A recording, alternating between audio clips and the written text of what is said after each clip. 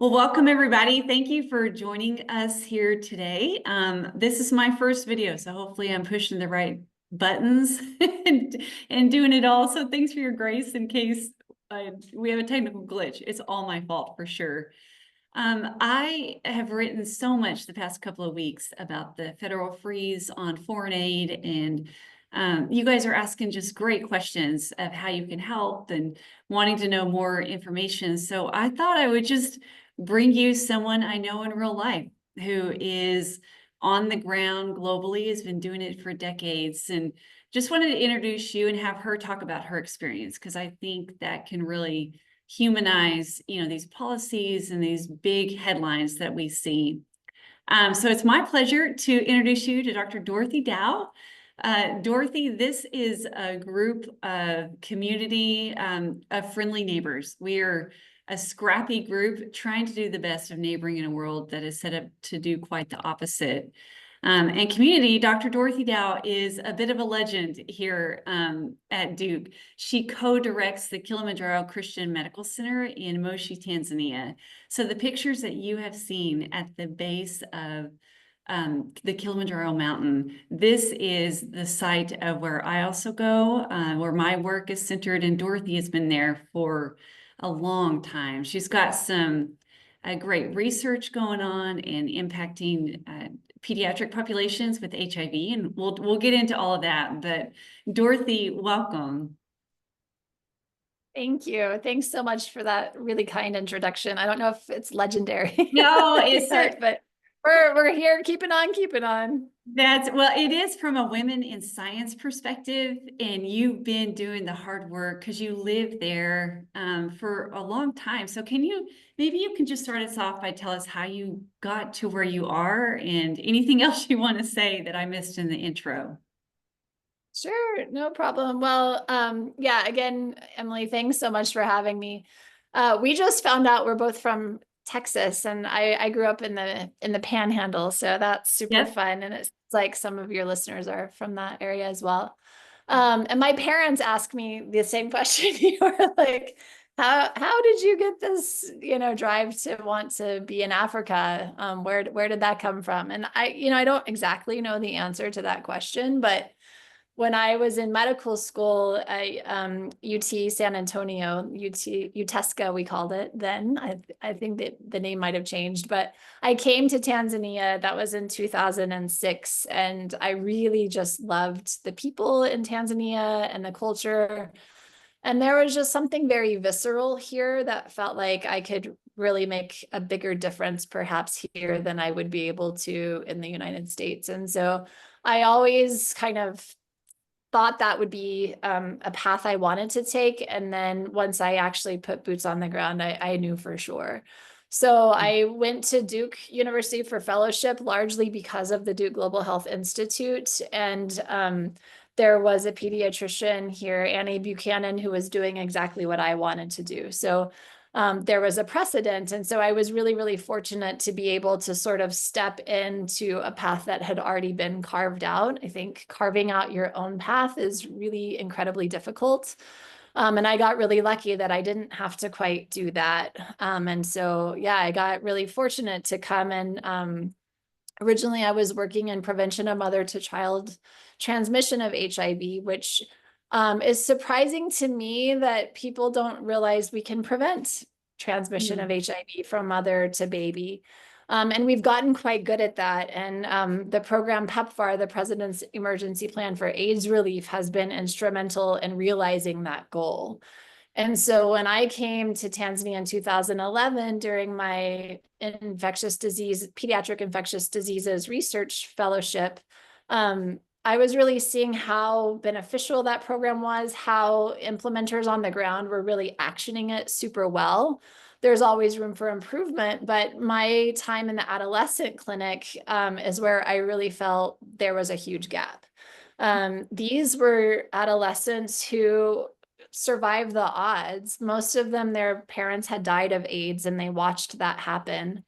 And they, had been shifted around between household to household, dealing with a lot of stigma. Often were the ones who couldn't go to school because of school fees. They weren't really expected to live.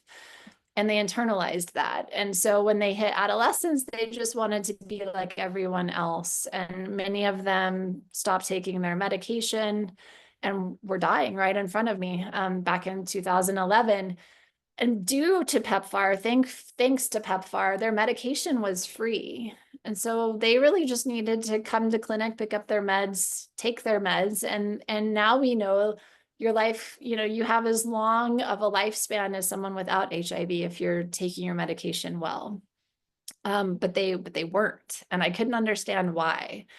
Because the stats are, if you don't have antiretroviral therapy and you're born with HIV, 50% of those children die by the age of 2.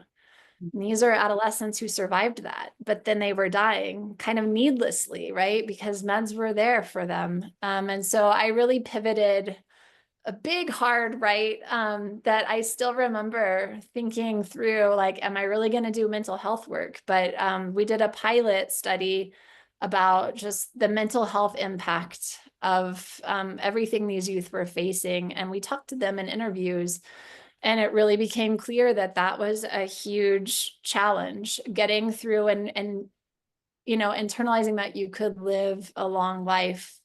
Even if you live with HIV, your virus can be suppressed, you can go on and do great things. And so we worked with youth and developed an intervention that was co-created with youth who live with HIV to try to address those mental health challenges. And so though I came doing PMTCT, or prevention of mother to child transmission, I really pivoted to this space of how mental health impacts adherence for adolescents. And we have come so far. And so this foreign aid freeze it gets you, because we're so close to really, cracking the code on how to treat and prevent HIV really well.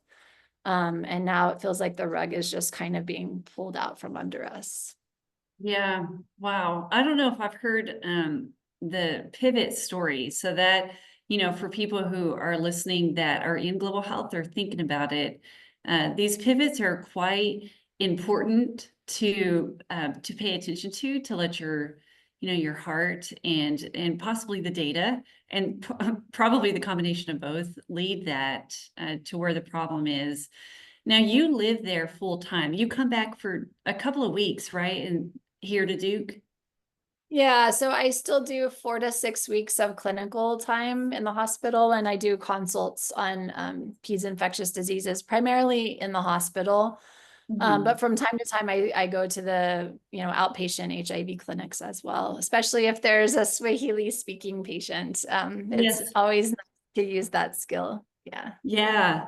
Well, and I wanted to bring that out because you see a different view of this federal freeze than I do here at Duke. And I see it from a big, a policy perspective, from a epidemiology data standpoint, but you really see it on the ground. So I'm wondering if you can tell us, when the freezes started rolling out, or at least the news of it, how was that on the ground? How did it impact you and your work, and personally too?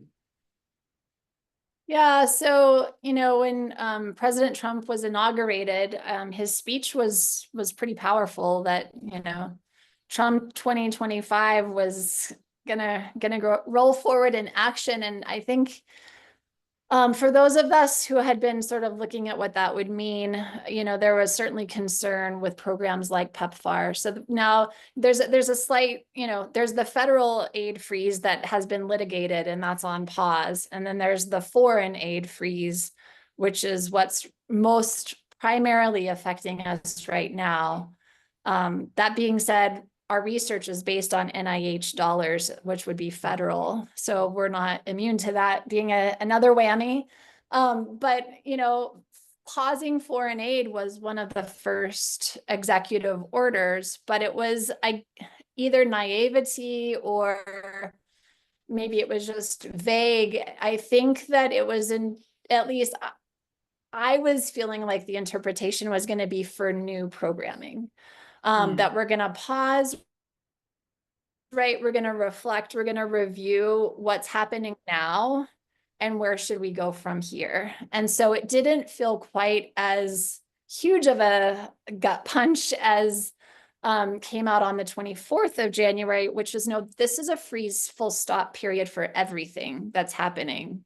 done, signed, said, and delivered. And we had worked, I think the ultimate is if you can develop something that lives beyond you. To me, that's a big win, the sustainability aspect of something. And so the intervention that we developed with youth to address mental health, we feel like has really helped a lot of adolescents. They now do live with hope and confidence and take their medicine very well, and the rates of suppression have really increased. And we were approached by a USAID funded program through PEPFAR to go ahead and pilot a condensed version of Sautia Vijana, or the Voice of Youth, our intervention. And this was really a pathway towards piloting in 3 new regions. We're already in trials in 4 other regions, to show, is this going to be something viable that's integrated into routine care? And if it did, that's sort of the pathway towards national guidelines and national scale up. So it was very, very exciting. We had been working really hard on training the peer youth leaders to learn the intervention and then to roll it out. And that training was scheduled to start January 27th. And so, I had heard on the 24th, and we're 9 hours ahead of Texas, 8 hours ahead of the East Coast. So as I'm kind of having dinner, I'm kind of hearing the rumbling of this applies to everything. And so, I was really kind of watching, like, is this going to apply to our training specifically? And as of Saturday, everything was a go. Our manuals were printed. I got on the bus Sunday morning at 7, supposed to arrive in Morogoro at around 6:30 p.m. Later, so long bus ride. And around 9:30, I checked my email, and our program was paused or frozen, stopped. As was PEPFAR. And so, Monday I was back home at work, and pharmacists, clinicians, nurses, lab techs, people weren't allowed to come to work. It was a stop work order. And so patients were still coming in, but the pharmacists weren't allowed to give the medication on the shelf to the participants or to the patients because it was funded by USAID. And so, you can imagine what a moral dilemma that is. And I'll just preface that PEPFAR it was originated under George W. Bush back in 2003. It's been the most successful global health program for sure. 20 million people on therapy, 5.5 million babies born HIV free. This is the effect of the PMTCT program. I just can't explain how pivotal that program has been. And for 20 years, it had full bipartisan support. And last year it was at risk for getting a 5-year reauthorization. And we fought really hard. We got a 1-year reauthorization that expires in March of this year. And we wrote a perspective piece. My colleague Blandina Mbaga and we interviewed youth leaders about this. And what they said was, PEPFAR can't end. We watched our parents die. And why would the US government give us meds and all this hope? We're strong, we're confident. We've had our own families, our own kids, we have our own dreams. And now you're going to rip that out from under us so that we do this all over another generation and our kids watch us die like we did our parents. It was a really emotional conversation. And we did it very hypothetically, but now it's real. And so in our SYV, our intervention peer groups, that's what the youth want to know. Like, is this happening? People are demanding 3 to 6 months of medicine, which is normal now after COVID. We were doing multi-month dispensing. But now there's fear, right, of stockouts if PEPFAR ends, and it is starting to create mayhem of hoarding meds, black markets, all the things that the youth predicted a year ago would happen if PEPFAR ended. Like, it's feeling very real on the ground now, and controlling all of that angst is really difficult.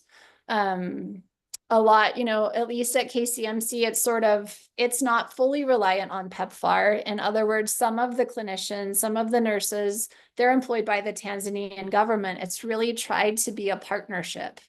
But when one of the partners backs out, if you've had a business and you really rely on partners, when the partners don't show up for you, you can't survive. And so that's really what we're facing. And it's an incredibly scary, challenging time.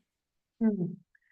I just can't imagine. I thank you for sharing all of that, because we see the statistics and it being thousands of people and millions affected. You know, these numbers can almost wash you over in it's not apathy, it's overwhelm. Maybe it's not knowing what to do. But you see the, you know, the pregnant mothers, when you talked about this story a couple of days ago, that have gone to the clinics and they're just trying to take their meds. They're HIV positive, trying to get their medicines that are as science-based as can be to prevent their child from getting HIV, and just not being able to get that medicine.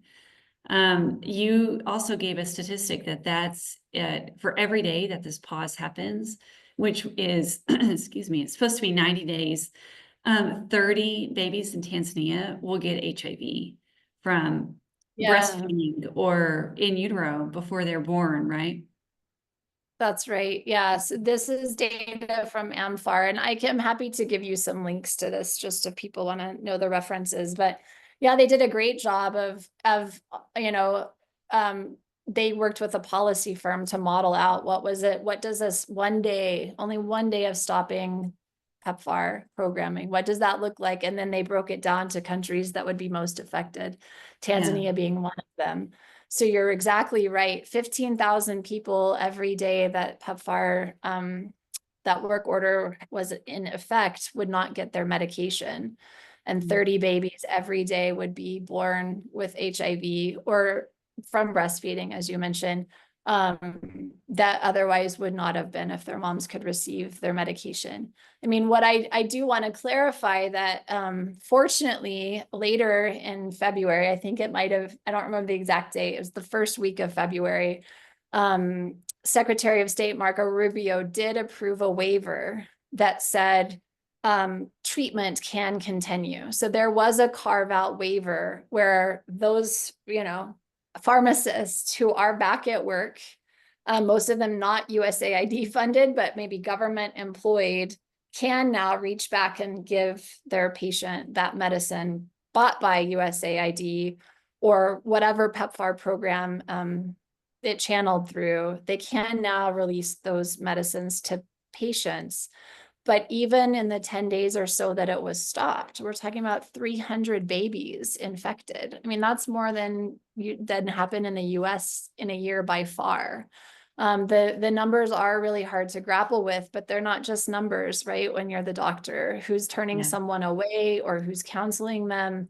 And, you know, we take a Hippocratic oath to do what's right. And so it really becomes ethical versus political to some degree. And it's really difficult. The hard part about that waiver too is it's a bit ambiguous on what the life-saving treatment, who's covered, who's not, because there are certainly gaps in that Oh, care there's that huge aren't included. gaps. Yeah. Yeah, no prevention. I mean, Yeah. I was at the International AIDS Conference and my colleague and I am happy to say my friend Linda Gell Becker presented the lenacapavir trial. So what this is a long-acting injectable medication. It's, you know, you just give yourself a small subcutaneous shot every 6 months. I mean, sometimes our vaccine boosters are every 6 months. Yeah. And it was 100% effective to prevent HIV. Her data are from adolescent girls and young women, but there's other subpopulations that are being trialed. But this medicine is amazing. It's really a miracle. We don't have it available yet, so the waiver is not necessarily stopping that, but it's stopping the oral medicines that we have in Tanzania, like Truvada. And I would argue the possibility of getting lenacapavir soon, because there were USAID grants out there to try to increase manufacturing of vaccines, long-acting injectables, things that will make the cost much more accessible to local countries. Like there are steps in place to gradually make this transition happen. No one wants Tanzania reliant on USAID. But we have to be partners, and we have to, make those transitions smooth. You sort of alluded to the fact we did a Think Global with the Duke Global Health Institute, and Gavin Yammy, one of my colleagues in the public policy realm, talked about this gradual transition. And as he talked about it, I thought, wow, that's exactly like us trying to transition our adolescents to adult care. Oh, You have to have self-efficacy. You have to be ready and able to sort of come to the table to, have your ability to know when you need to go to the clinic, know that you need to set your timer to take your medicine. These are all sort of stages we've gone through in our lives. And his example of this gradual transition really reflected an adolescent to adult transition of just life. Yeah, so I don't remember your question. I feel like I've gone on a tangent, but doing things quickly, these like sudden stops are not beneficial to anyone. And in time, if there's a moral imperative that suddenly comes in that says, you know what, we made the wrong decision here, the damage is really done now. We can reverse some of it, but the longer we go with these pauses and pulling people back who are helping implement programs, the harder it is going to be to flip this switch back on. When the waiver came out, it took time for the person on the ground to get, through the chain of command to get the yes, you can give those medicines again. It didn't happen overnight. There was still delay. And so I think those lags have to really be considered as well. Like, these are not easy systems to just kind of change your mind willy-nilly. People are dying as we're figuring things out. And it's really inconceivable, honestly. yeah, I think here in the States, it feels like there's a misconception that you can just kind of turn that faucet back on and all funding flows again. People are at their jobs, and when you're on the ground, and the workers, heroic workers, are relying on. I mean, they have to feed their families too, and so it's not like you can just be furloughed and go home for a couple of weeks. And I mean, I think those lags that, like you talk about, will certainly impact jobs and being able to give out medicines, but it will impact those babies and the youth, and malnutrition and bed nets for malaria. This goes way beyond. HIV is such a huge marker of success with PEPFAR, but this does trickle out to TB care and food assistance and other assistance programs too. Everything and infrastructure. I mean, another colleague of mine was in Kenya, and I guess from her, where it's kind of, where are you sitting, but everyone sees the impact. And she was just commenting on, with these programs stopped, these incredibly bright early career investigators, their careers are on pause. Yeah. So many impacts. The economic ripples of this I can't even comprehend. As you said, these pretty much all of the community health workers are on furlough. They work for very little money. And they can't survive just being at home, and their families and the kids' school fees, and the ripples it's crazy. When you talk, I'll link, when I post this video, I'll link to the Think Global too. And you talked about Dr. Gavin Yamey's work, who was just a friend of both of ours, and a fantastic person and presenter. But he made the great point through the data of the point of foreign aid is not handouts. It's a hand up until people and countries can become sustainable, well-equipped, so that when aid leaves, there's a society that is bolstering and thriving there. And this abrupt pullout has dramatic ramifications for health. And I'm about to put a newsletter to show the graphs of that and what we've seen in malaria.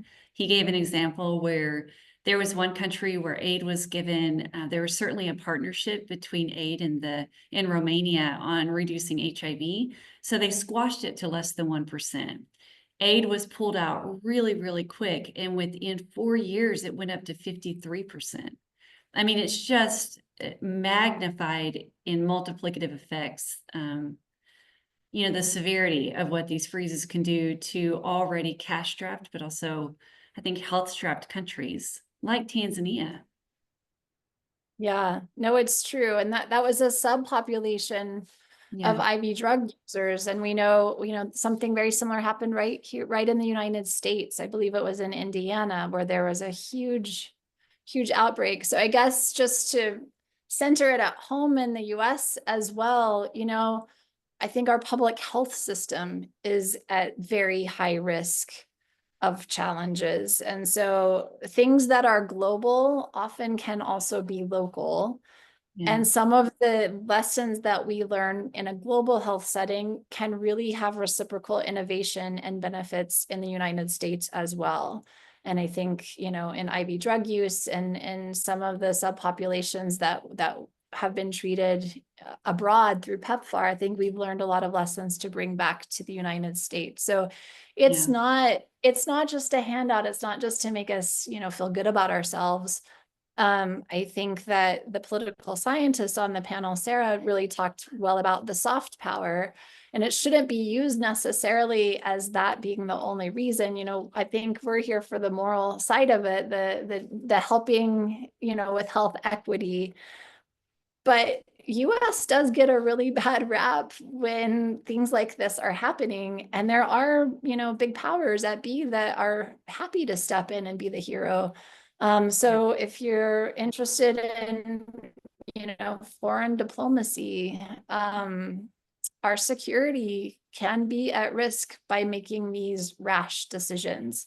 It's very complicated. I'm going to stay in my lane on health equity, but pulling out quickly is not good for anyone, including the United States. I think, as was mentioned, taking a look, right, and seeing maybe where could we spend less and get the same benefit. Of course, that's a great idea, but not doing it while the machine kind of halts. So yeah. yeah. There's a responsible and an equitable way to take a good look at budgets. And this is certainly not it that affects so many people. Well, thank you for your time, Dorothy. I think this was really eye-opening for people to see how it affects on the ground from a large perspective. We ended on the policy and the population impacts of this, but also just on the ground for the people that are there. Is there anything that we missed that you want to say? Anything we can do, any type of encouragement to people who don't live there full time, but certainly want to help? Yeah, I mean, I just trying to educate yourself on the whole picture. I think we live in a time where it's really easy to kind of get in your silo. And so I think learning about different opinions is really important for us to all come together and find good solutions. Calling your representatives, your senators, if you disagree with what's going on. I mean, we're supposed to be representing the voice of people through our government leaders. And so if you disagree with what's going on, it's great to talk about it in your friend circles, but it's really impactful to talk about it and voice that opinion to those that have some power and control of what might be going on. I think we're at it's a really difficult time right now to speak up. But I think that that's what democracy is. And so I would just encourage listeners to use their voice to their representatives and their senators, their government, if they disagree with what's going on. I think the US is in a huge debt, right? The budget is not in good shape. I think we all agree with that. But USAID and foreign aid, like we're talking about less than 1% of the US budget. And I think that can get inflated depending on, what circles you're talking to. So I think looking at the big picture and yeah, just what you understand to be right.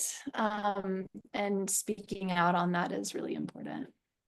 I Thanks love so that. much for having me, Emily. I feel like I could continue to digress, but this has been super fun. So thanks so This is much. It's not been a digression at all. This is exactly what I wanted the conversation to be. And I just really appreciate you sharing your voice and the advocacy. And I think these type of conversations can help give people courage that maybe needs some courage to be able to call their reps. So thank you for joining us today. And everybody have a good week. Hang in there on neighboring. Neighboring is hard work. And so take care of yourself, gain courage from other people if you need it, or give it out if you have some extra. So until next time, y'all have a good day.